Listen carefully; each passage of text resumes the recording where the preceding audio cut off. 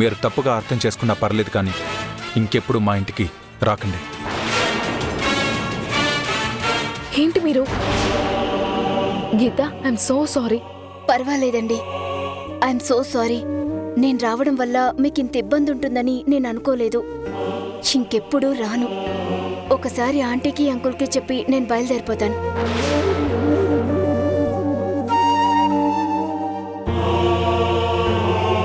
నేను మాట్లాడింది నీకు కఠినంగా అనిపించొచ్చు సుధీర్, కానీ ఇదే మన కుటుంబానికి మనకి మంచిది.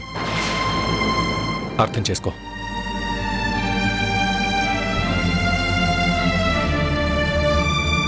సుధీర్ ప్లీజ్ ఏమనుకోకు.